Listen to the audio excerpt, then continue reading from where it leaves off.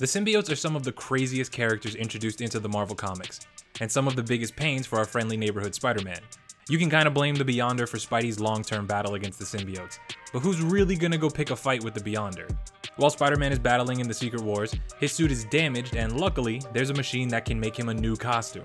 Instead of getting a new costume, he gets an alien symbiote that forms around his body after reading Spider-Man's thoughts. The reason the symbiote forms around Spider-Man in this specific design is because Peter was thinking about the cooler suit the new Spider-Woman was wearing. And honestly, yeah, it's a much cooler suit. Black is very heroically slimming. When the Secret War is finished, the symbiote hitches a ride back to Earth with Spider-Man, and becomes Spider-Man's go-to costume. And why wouldn't it? The suit makes him stronger, it makes him faster, gives him stronger webbing, and can change into any clothing he needs. It takes some time, but Spidey figures out that the symbiote is alive and trying to permanently bond to him, so the symbiote is forced off with the help of Mr. Fantastic.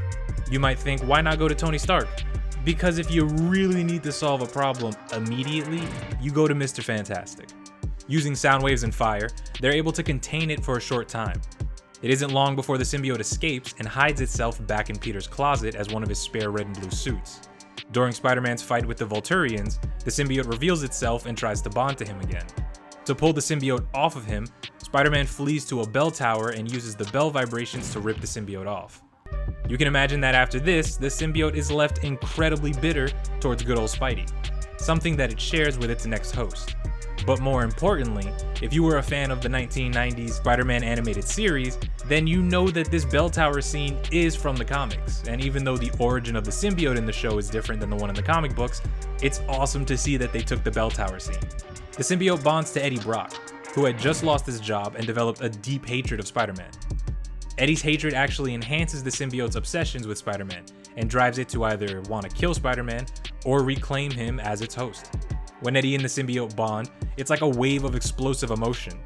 Eddie takes out a few cops that find him passed out in a church, and he shows weirdly incredible control of his new symbiote abilities.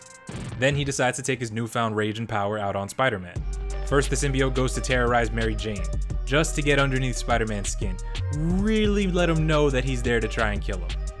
Afterwards, the symbiote gets into a fight with Spider-Man, who's still using a cloth version of the black suit.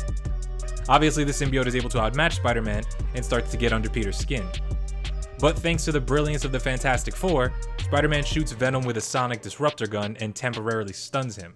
Still, the symbiote's hate is far too high to be taken out by one sonic blast. Venom goes for the ironic kill and webs Spider-Man up to the bell he used to rip off the symbiote. Because, you know, villainy is an art, and you need to make sure that everyone knows that you're at the top of your game. But even with this, the symbiote isn't able to stop Spider-Man.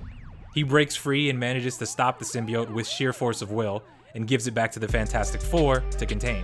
But this is far from the last time that the symbiote shows up and tries to get back at Spider-Man. If you're a fan of the suit, then you know that it goes on to do much more awesome things. But let me know what you guys think about the Venom symbiote. Let me know what you guys want to see next. What's your favorite symbiote if you've been able to read about some of them? And me personally, I really wish Peter would have just stuck with the symbiote, because the symbiote, in my opinion, I love it.